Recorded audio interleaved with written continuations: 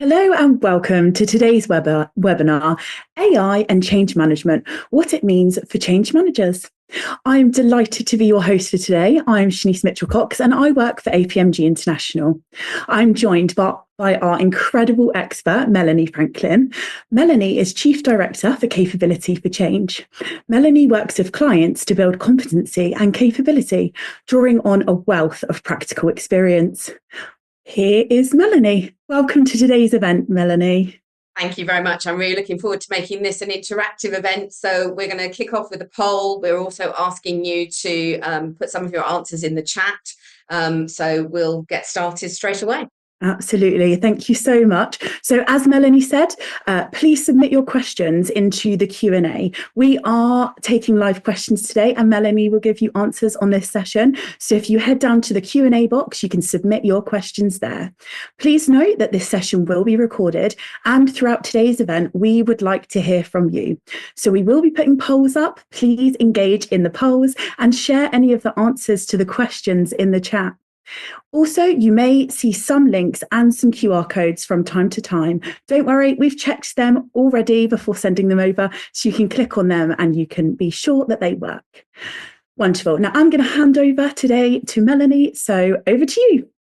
Thank you. Can you put up the first poll, please? Because one of the things that we are very interested in is where are you getting trusted sources of information about AI? Because this is something that we need to keep informing ourselves about. So very simple poll, just 4 options, but it just gives us a bit of an indication of where you go to get your information. Simply put, we want to make sure that we are putting our information where you can best see it. Wow, the votes are coming in. We've got lots of votes coming in now. So remember to get your votes in before we close the poll. Brilliant. There's one that's really not that popular, and then everywhere else. Is that the global consultancies one? It is, yeah. Yeah, it's interesting because I do read a lot of the research coming out of the global consultancies because I know that they're pushing their own consultancy services, but I'm always interested in what they think is the latest theme that they should be talking about. So I do find it's a useful counterbalance. But yes, training and keeping up to date with training, I think, is becoming a crucial piece. Absolutely. That lifelong learning is always there. So 17 votes so far on global consultancies, 60 votes on professional bodies, 61 votes on LinkedIn groups, and 75 votes on training courses.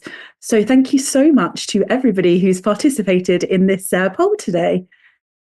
That's brilliant. Thank you. Well, this is a mini training course, this webinar. For those of you who know me before, I always go straight to the heart of something quite pragmatic and practical.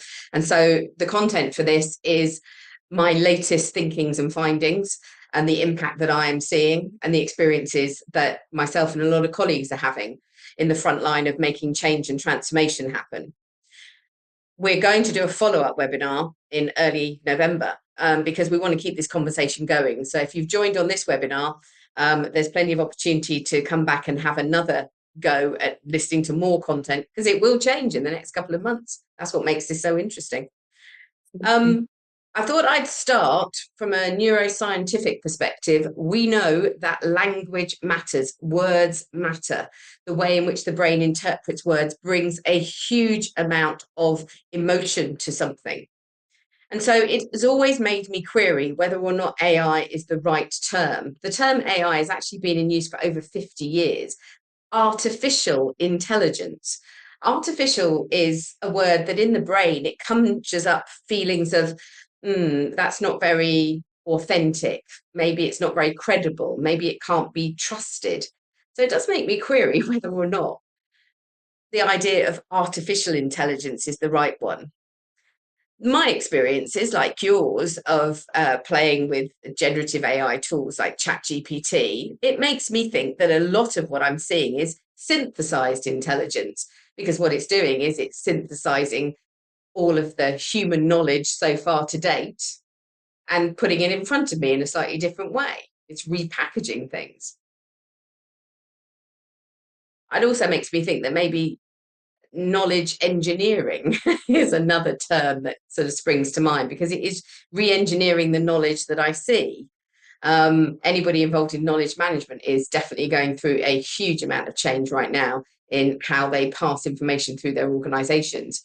I was reading a report in the Financial Times yesterday about how many organizations are now saying they are getting the value out of the corporate memory that they have, particularly if they've gone through lots of mergers and acquisitions and lots of information on different systems, but now they can put AI tools to work and pull all of that together.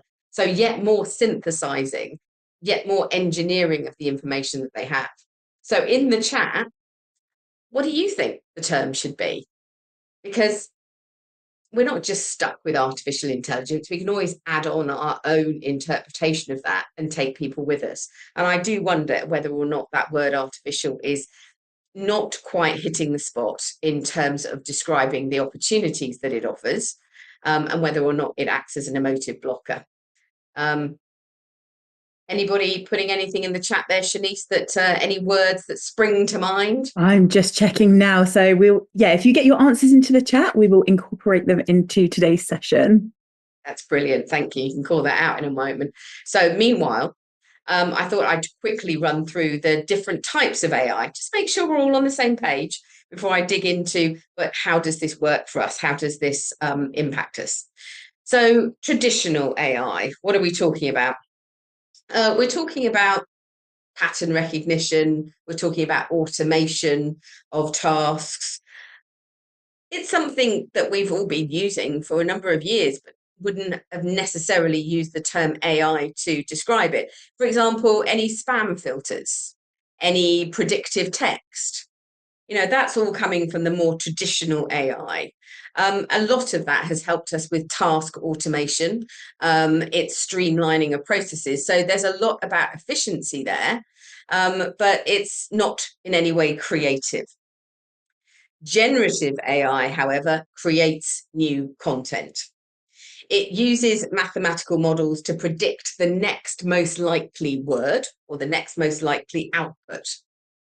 There has been a massive shift and an unexpected shift since ChatGPT launched a much more accessible product in November of 23. Though ChatGPT accessibility was there from 2019, but none of us were really using it. In fact, none of us are really thinking much about it. But in November 2023, that's when we got ChatGPT and we could really start to use it. Prompt engineering. And now if you looked in LinkedIn jobs, you'll see the huge number of jobs there are for prompt engineers. So that's a whole new skill set that we've started hiring for. But the generative AI that we're using, whether you're using Claude or Grok or ChatGPT, for example, you'll find that it can summarize transcripts for you. It's creating plans and checklists. It can write you a presentation. It can develop some material into a graphical representation within the blink of an eye. But it does need prompting. Whereas the last type of AI we're talking about is agentic. It's an agent. Think of it as an assistant.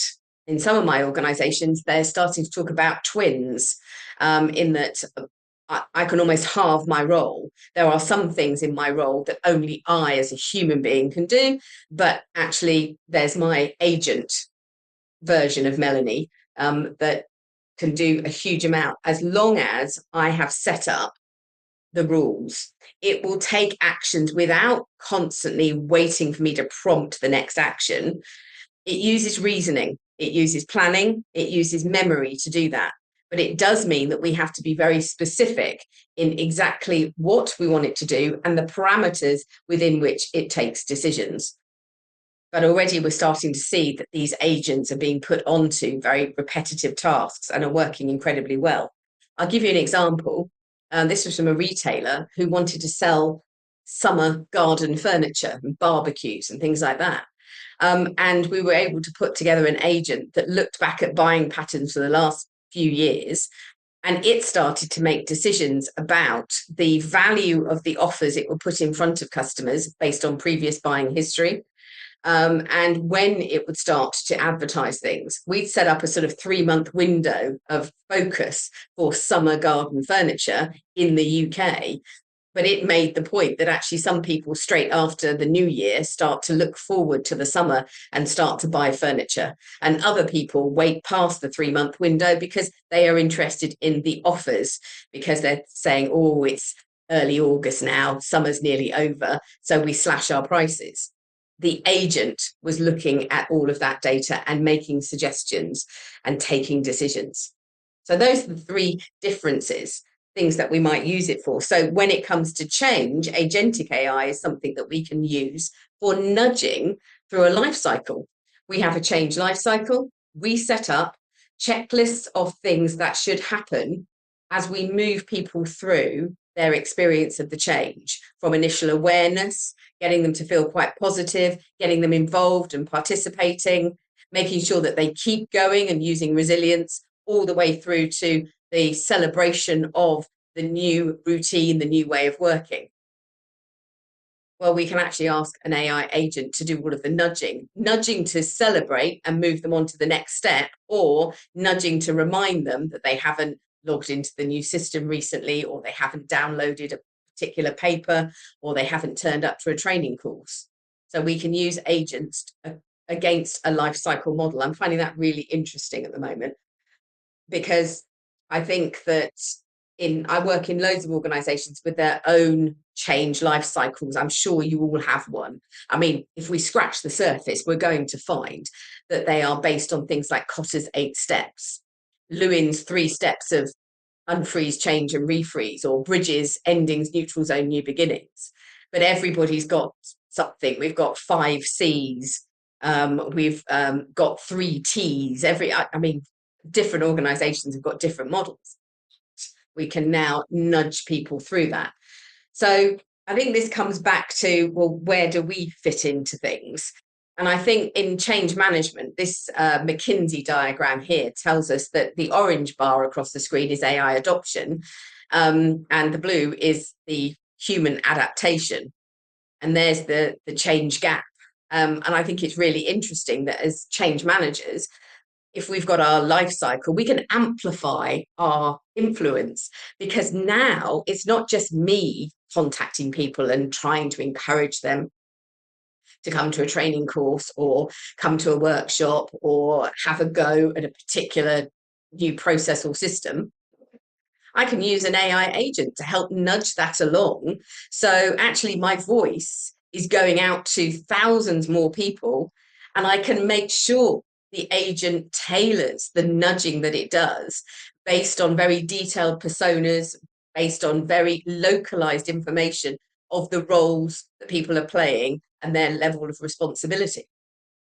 So I think that what we need to be aware of is we provide some of the structure and the ideas of what we want to achieve, but we can actually use some of these tools to widen out the audience that we're talking to, and the tailoring of the messages, the deeper connection through the words that are used in those messages can all come through AI. So I'm excited. I think there's a huge place for us. I don't see human beings eradicated, but I think we have to be very aware of how we have to change our own behaviors. We have to really start thinking about that. And that's what I want to pick up now. Because I think the most important recognition is that artificial or synthesized intelligence is very good for certain things, but that cannot be in isolation away from human intelligence. I've been doing a lot of work with a big global client yesterday and the day before, and one of the things we kept coming back to is the value of human beings and what makes human beings different. I love Professor Daniel Goleman's work from Harvard. He was the guy who coined the term EQ for emotional intelligence and published the first book on it 28 years ago. And he makes some fantastic points about the fact that whilst AI can understand and observe emotions, sentiment analysis is a way in which AI can observe the language we're using, the tone of voice that we have, and make predictions on whether we're feeling angry or excited or happy. it cannot for itself experience those. And therefore, it does not have the empathy. It can appreciate that somebody may be in a certain state, and it can customize messaging to that person based on that assessment. But it can't look you in the eye, and it can't build that human connection, which creates oxytocin, which creates that feeling of trust, which opens people up to say what they're really feeling. So to put it simply, in the world of change, what we're really doing is we influence, we persuade, we nudge, we encourage people. And AI will not be able to easily replicate that because it doesn't have those feelings itself. And if we look at it from a neuroscientific perspective, feelings are what are observable. It's the behaviors. Feelings, we feel a certain way, therefore we behave a certain way. Emotions, the definition of emotions is that it creates a certain neurochemistry in the brain. So if I am feeling happy, it is likely that my brain will create endorphins, it will create oxytocin because I'm socializing with you and I'm feeling like I'm part of my tribe this morning, and therefore I'm feeling very happy to be with you. So whatever my feelings are, emotions are the neurochemistry that's created behind the scenes, and AI doesn't have that. So if I have to keep things very simple, when I'm doing board presentations, a slide like this helps get the message across that we can automate a lot, we can generate a lot of content. But when it comes down to the really tricky conversations and those moments where a human being has that moment of insight and that realization, I'm going to change how I'm doing things, and that willingness to take the risk of trying something new and building a new habit, well, we will always need people to make that connection. And that's certainly not going to be limited just to change professionals, many of whom are on this call right now. But this also tells us that the world of change management means that we need to help line managers, team leaders, supervisors understand the cycle of change, the life cycle models, the activities that help people adopt new behaviors, because they are going to be in the forefront of that, inspiring, motivating, persuading their teams to get on board with the new behavior. So I don't think it changes something that we've all been dealing with in the last few years, which is this idea of a cascade. There's a few of us as change professionals working in an organization, but the most important thing we do from the get-go is we build out that network of champions, network of supportive managers who take the change deeper and deeper and deeper through the organization for us. So again, if you're a change professional, on the left-hand side, all of that human ability that you have rises straight to the top. Incredibly important. But what excites me about AI is that it helps me create the time to do that. I think there's something about automating a lot of the materials that I create. I get very excited about the tailoring using personas, so I can end up with communications that feel far more personalized without having to stay in the office till 11 o'clock at night to create it. And I get that time back, and I've got more time to talk to people. And that ultimately is what we're talking about. So humans have a massive advantage, but let's not ignore that AI is fantastic at producing information, producing statistical analysis that gives people the evidence that what they're doing is valuable. It very quickly creates plans and checklists. It very quickly will track progress, as long, of course, as we give it the measures of progress that we're looking for.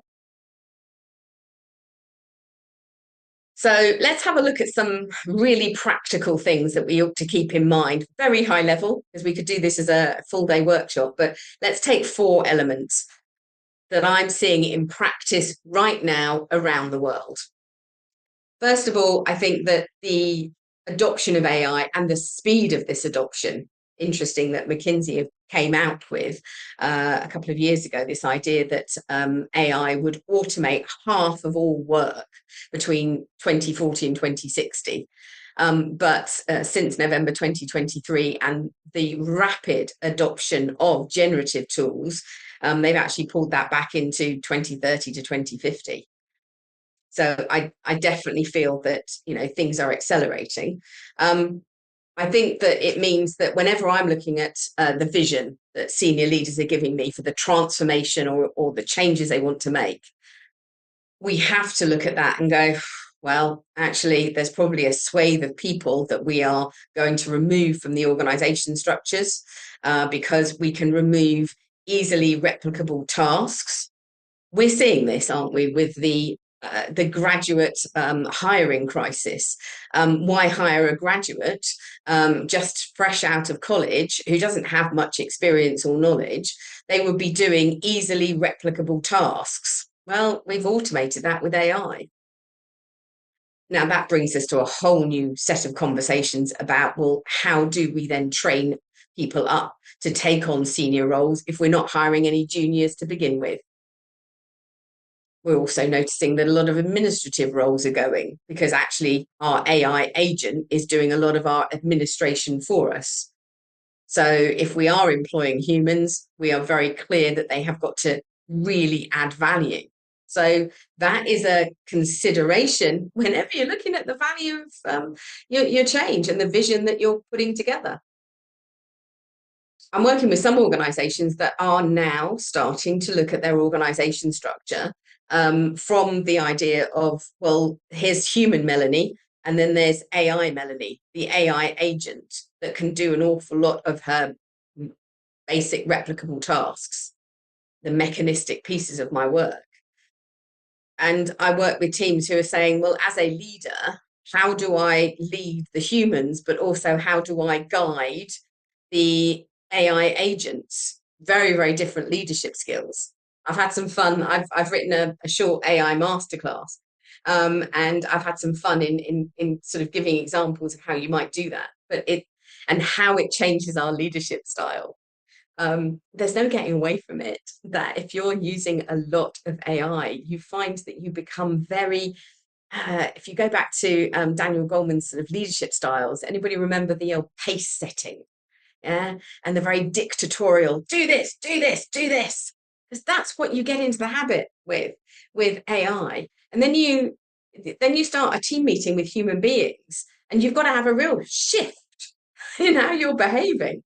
I have found personally that I have to have a cup of tea between 2 or 3 hours where I'm working with AI agents to create a whole load of content. And then I'm going into a human-based meeting. I'll go and get myself a cup of tea and maybe a biscuit and just have a few minutes. You know, a lot of this, you know, the Neuroscience for Change course teaches us how to have these, you know, these shifts in how we're behaving and these shifts in focus. And I use that knowledge to help me, because you can't easily see, I think, from one to the other.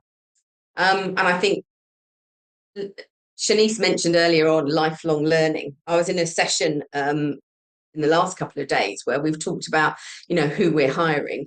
And every HR director I work with, every one of them talks about curiosity as the key characteristic we are now hiring for. Because in a world of so much uncertainty, you want people to go, what's next? What else is there? And at the heart of it, that is curiosity. I've written some short techniques on how we create curiosity in people, because I think increasingly that is something we should be looking at. So those of you on the Changeability Pro platform are getting those neuro hacks. And I think building curiosity is incredibly important.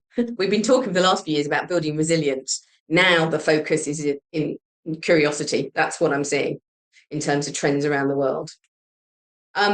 Context.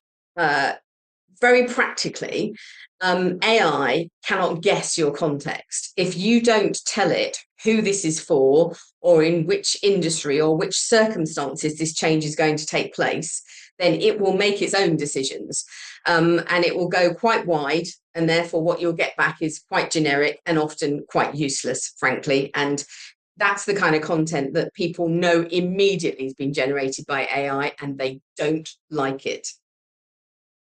What I've been learning in the last year or so is that as I'm working with senior leaders to describe the vision of a change and to describe the benefits of the change, I'm very cautious about language now, because the most important thing is that AI does not do ambiguity at all. It will, if it's not clear what the word really means, if we've got some padding in a vision, some nice little phrases that perhaps were sort of politically correct or sort of culturally acceptable, but actually nobody's really sure what the word means, then AI is going to fill that gap with its own interpretation. I mean, I caught a senior leader the other day talking about being a market leader. And I said, that's fine, but let's drill down into exactly which markets and what do you mean by leading? Because unless we do that, when we put the description of the change into AI, it's going to widen the interpretation far more than you want it to. I spend a lot of time getting the context right now, because the other thing that I know is happening is that I'm working with department heads who are getting this sort of, there's going to be this transformation communication from the board. And the first thing they're doing is putting it straight back into could be ChatGPT and saying, what are going to be the impacts on my area of the business? And so if that original vision is a bit woolly and a bit lots of ambiguity, that is not going to work. And that's something I think we really need to look for. Insight acceleration, I think it does help us have insights and moments of creativity. But the thing I want to pick up here is sentiment assessment. I think that there's a fantastic opportunity in change to be able to track how people feel. Do they feel confident? Do they feel involved? Do they feel positive or the opposite? And therefore take decisions based on that sentiment analysis. And I'm using it a lot from the transcripts of various team meetings. It's fantastic. Insights on the personas of when we have team meetings, when we're debating our customers and we've got sales teams and marketing teams chatting away about data related to customers, we can then use the transcript of that to really create personas related to our customers. Fantastic. But one of the things we ought to be aware of is that if we are using AI to particularly to grasp sentiment about how the change is going, do we need to be clear that we're doing that? Because I've certainly written a number of AI related principles that show how AI is being used in programs. And it is one of the things I say, that we anonymize the content from team meetings, but we do use it for sentiment analysis. But I need to be careful, I think, because I'm worried about psychological safety, and I'm worried about toxic positivity.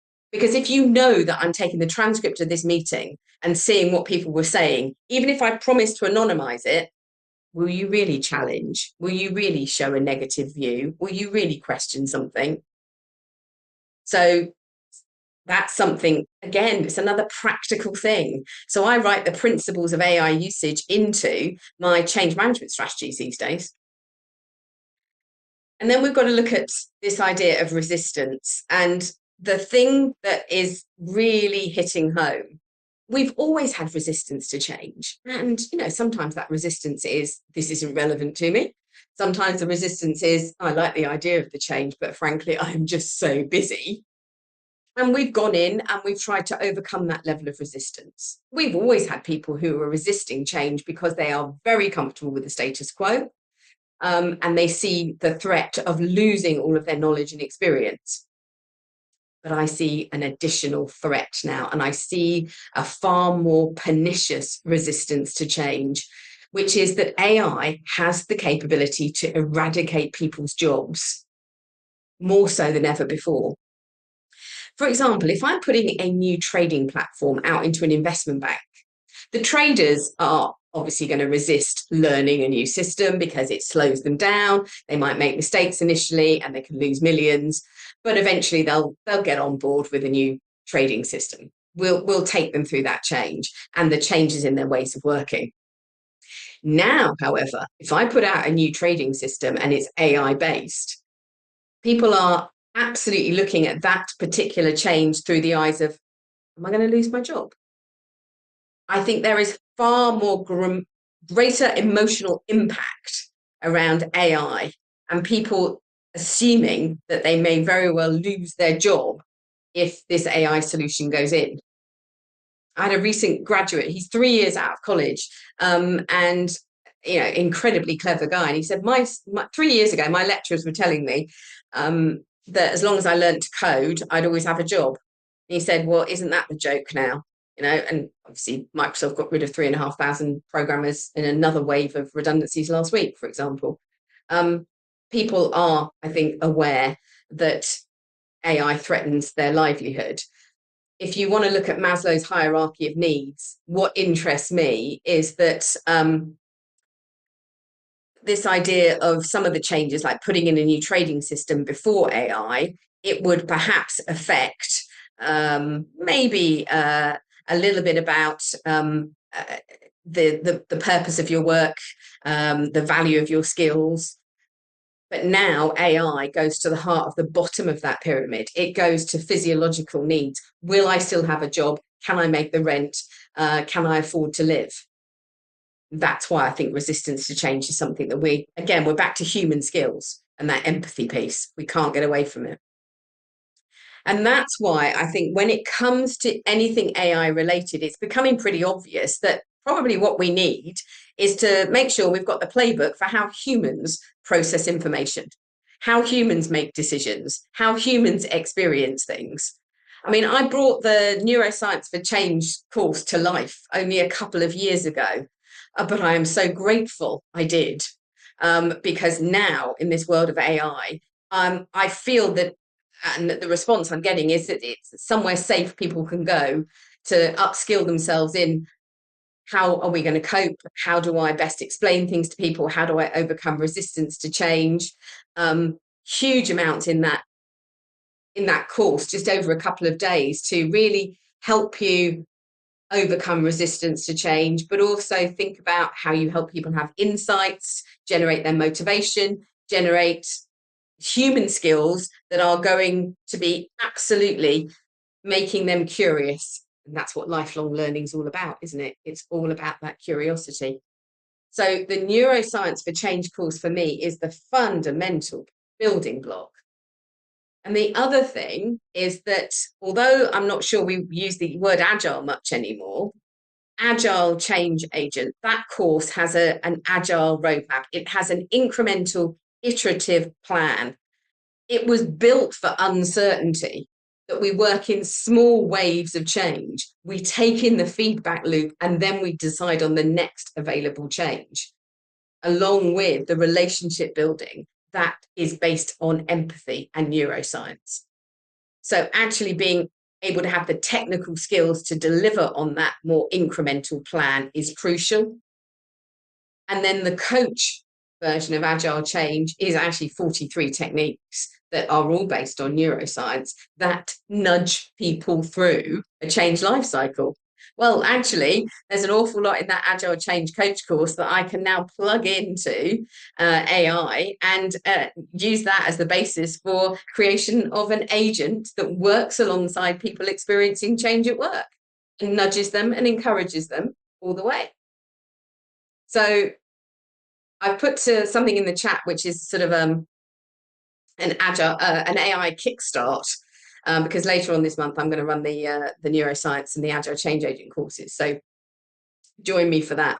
But I will say this: whatever you do, fundamentally understand how the brain works. That is the playbook that will help you most with AI. So understanding that neuroscience perspective, that is key. Now, I know we've got a load of questions, and I know we've also got some ideas about what we might call artificial intelligence. So I'm going to hand over to Shanice to give us a bit of an update. Wonderful. Thank you so much, Melanie. So, just circling back to our first poll, we have got your answers. So, some of the answers that were given were assistive technology, community intelligence, augmentation. I know, these are great, aren't they? Digital assistant, innovation intelligence, disrupted intelligence, and automated intelligence. So, I'm going to go with I add that lot. The reason I love assistive intelligence is because I think that that's far less threatening. It's assisting us, it's not replacing us. I think there's something in there that I really like. Absolutely. I really love those answers. So thank you to everyone who submitted them to us.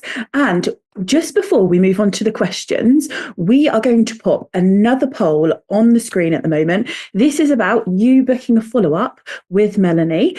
So if you could head over to the poll and vote on the second poll, that would be fantastic. And we'll get those details straight over to Melanie so you can carry on that conversation. Brilliant. So that was such an inspiring session. And while we're waiting for you to fill in that poll, I just wanted to say a big thank you to Melanie today. I will be walking away with this with so many lessons. So thank you personally from myself as well, Melanie, because I've learned so much in this session. Brilliant. So we can see the votes are coming through. That's absolutely fantastic. So thank you so much, everyone, for voting. Get your votes in the next 60 seconds, and we will close that poll and move on to these live questions that you've submitted. Brilliant. So Nigel, who is our technical director, he's going to bring up the questions for me. So Nigel, can I take the first question, please? Here we go. So this has come from Sharon. How might you approach conversations with extremely averse clinicians to encourage them to try AI/technology-based tools to streamline their processes without hitting an instant brick wall in terms of worries around governance and accountability? I think the first thing I always go to is getting that person to share an example of a process, a time-consuming process, a repetitive process that perhaps drives them crazy. And I might start that conversation with sharing an example of my own. So I think this does go to authenticity of leadership as well, by the way, in that I think it's really important for us to, we need to have experimented ourselves and to find things that we perhaps have used AI to automate or generate content for that has genuinely saved us time. So I think you have to get into that empathetic conversation about, I was worried what the impact would be on my own role. Here's a few live examples of what I've been doing in the last few weeks, for example, and then ask them. Don't get in there into a conversation about trying to sell the benefits of AI. What you're trying to do is you're trying to find something that frustrates them, and how that might be different if they were using AI. So, and I think that's the thing. It's people then having that moment for themselves going, oh, well, okay, maybe we could use it just for this tiny thing. And that's the thing. It's, again, a very agile approach, isn't it? An agile change approach, which is a tiny first step of one tiny bit of what they do. And if they can see a win there, then we move forward. But that, I think, is the thing that to get them on board with. Wonderful. Thank you so much. And Sharon, I hope you've enjoyed that answer, and thank you for submitting today. Nigel, can I take the next question, please? Brilliant. So this is coming from Anastasia. What are the first steps or best practices on setting up/training an agentic AI? It has to be back to reasoning. We've got to set boundaries. AI will just keep going. So we've got to set criteria. I do a lot of, in the Agile Change Agent course, we talk about criteria-driven decision-making. And what that means is you have to be absolutely clear. What does the end goal look like? What does good look like for you? And you have to be very specific. Sounds simple, but it's actually quite hard to do. If you imagine that you were getting ready for a big presentation, what does a good presentation look like to you? It means that you always have to walk yourself through that presentation and think, oh yeah, we should have had a poll question at the beginning. Oh, we should have had some graphics there. Oh yeah, we should make sure that the font is actually quite large because people might be looking on small screens. But you only get those criteria if you're kind of living the experience. And that is what's so difficult for the brain. The brain finds it hard to predict the future. It can't imagine the future very easily. It doesn't want to. So we have to help ourselves get into that spirit of, okay, I'm actually presenting right now to all these people, what would good look like? And probably one of the most important things I talk about with agentic AI is also being incredibly specific about what is not included, or what must not be sourced, or what must not be answered. So I think, again, it's all about remove ambiguity, because your instructions must be absolutely clear. So I sometimes, this is an awful thing to say, but I'll sometimes use my 91-year-old father, because I'll say, if I asked you to do that, what would you do? Because he's got no context. He doesn't work in my world. Hey, there's an AI agent, yeah? So how has he interpreted what I've said? And he often comes back and queries a word and says, well, what do you mean by that? You've said large transactions. You go, oh, you're right, large transactions. What I mean is transactions over £500,000. Yeah.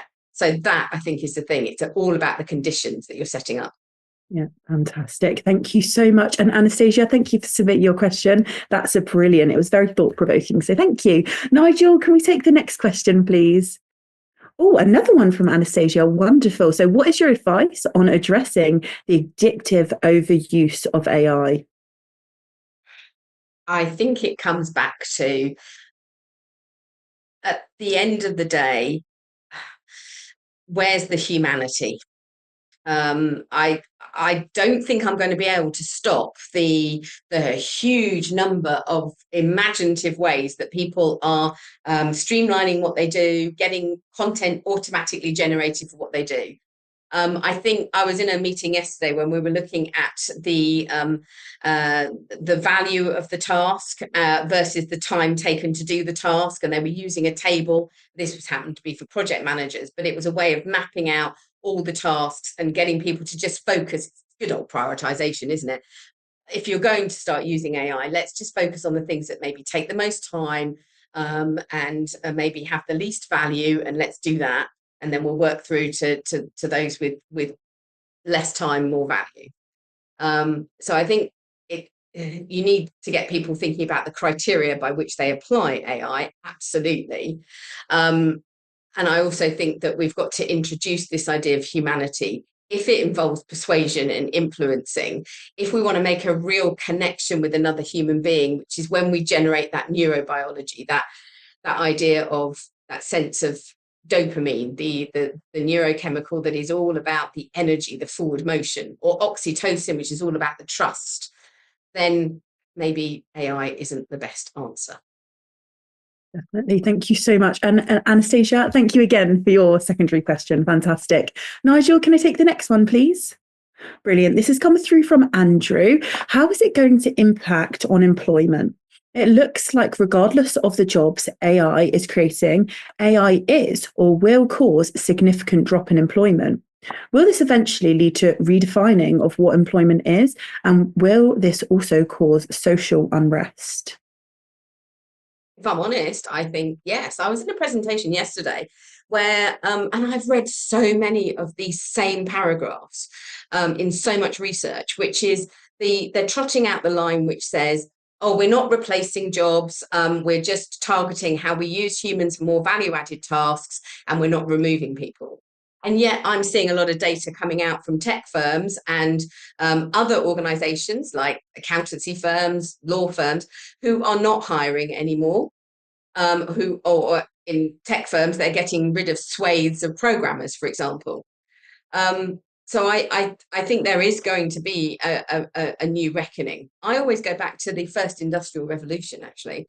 I think about how mechanization, for example, on weaving of cloth, and how that completely changed things. And the people that lost out, that no longer had employment, were the ones that were not prepared to upskill, the ones who weren't prepared to do a completely different job, because actually the original job had gone and now they need to do something else. So I absolutely think that there is going to be a reckoning, and that we're already seeing it in graduate employment that graduates are finding it really difficult to get their first leg up into a job, because actually they do take an awful lot of time to train up.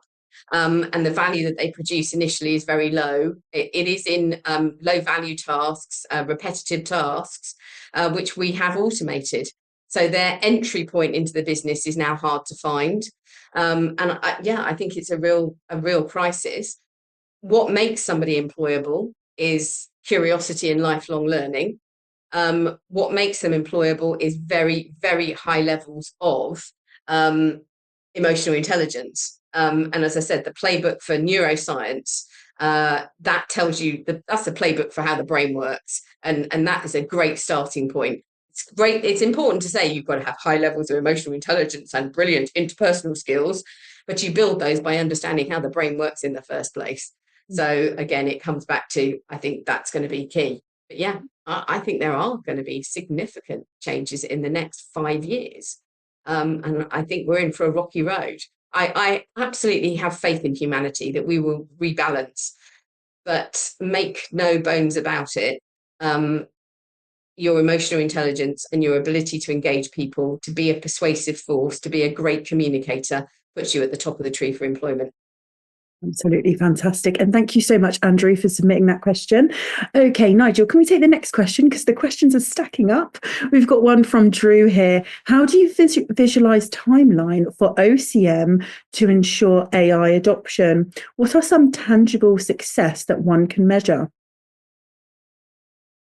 I think if I had to do organizational change management right now, and the tangible success and wanting to put it in instantly, it would be identifying a very, very broad range of measures to indicate that people are feeling confident, well prepared for change, that they're taking part in the changes, that they are really building new habits and new ways of working. So all of those measures on the success of my change, but this time I can overlay it with huge numbers of sentiment measures. So because it's always really difficult to understand if the change is going well, because it's all about how people feel about the change.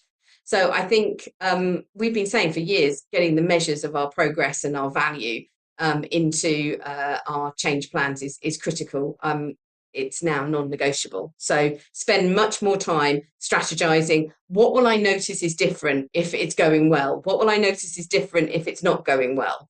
And make sure that you've identified all of those measures and that you are using AI tools through a lot of virtual sessions and actually tracking this.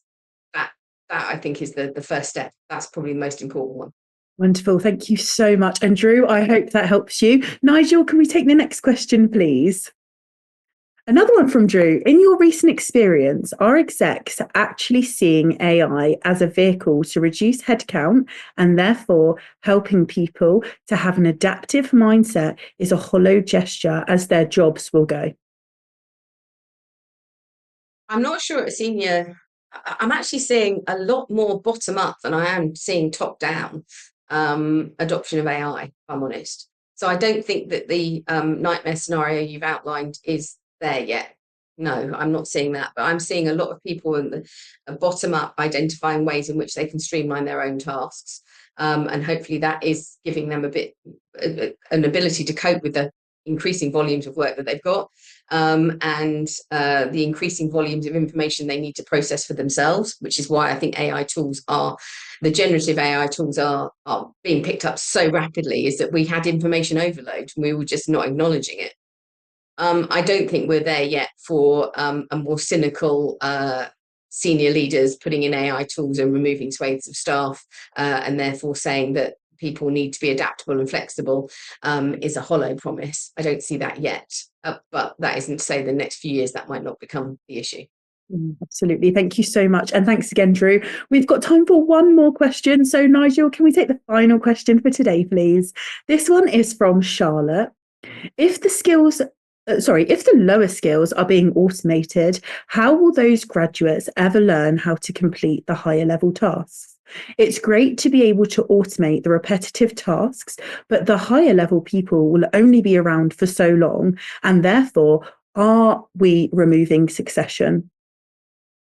I can see your hypothesis. I think that what it means is that we will completely reevaluate how we train any anybody to enter into an organization. If all the entry level tasks start to disappear, and it doesn't matter which profession you're in, and you have to then come in at a higher level of skill set, we're actually going to have to do a lot more walking people through of those basic transactions. They don't do them, but they'll need to understand them. So they'll need to have an training on what is happening in the base level of our organization and all the transactions that are taking place and all the things that are happening.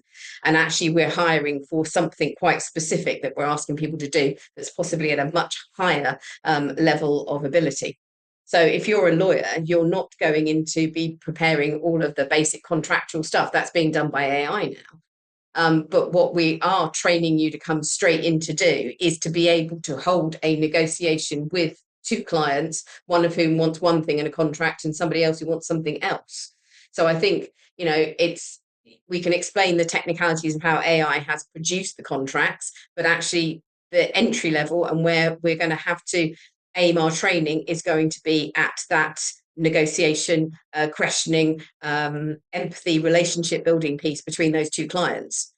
And therefore it goes back to actually the human, that you will have got that job in the first place because you would have demonstrated high levels of emotional intelligence and interpersonal skills. So I think that is where we're heading towards. Absolutely. And thank you so much for all of your questions today. Thank you, Melanie, for all your answers and your overview of today's session. I would like to just thank everyone for joining us today. We will be hosting another one, so we will be in contact with you via email to send you a personalised invite, and we will include some additional resources on that email too. So I just want to look ahead now for some future events that will be coming up here at APMG. And like I said, we'll make sure that you have your invite to our next webinar that we'll be hosting with Melanie around change management. So thank you so much.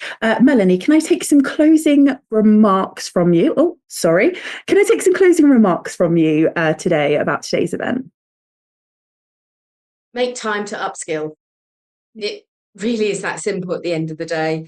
I think that I put time aside to be reading a wide range of piece of information, making sure that I'm listening to TED Talks, webinar recordings, actually listening to them, and having a chance to form my own views and to develop my own understanding. This is moving so fast.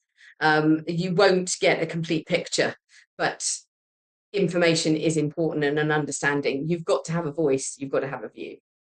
Absolutely. Thank you so, so much. And I would like to thank you all again. I'm going to look ahead now and go through some upcoming events that might be of interest to you. On the 17th of September at 1 o'clock British summertime, we'll be hosting Future Proof Your Career, the skills that will matter most. This will be live streamed on LinkedIn and YouTube. So don't forget to head over to LinkedIn and follow APMG International. On the 1st of October, we'll be hosting another live stream, The Modern Project Manager. What skills do you actually need? And on the 23rd of September at 11 o'clock BST, there will be a Building Skills, Building Futures, how Sophia is changing lives. Please head over to APMG International to register for that event. And head over to our social media, like and follow us, and we will see you on the next event. Thank you for joining today.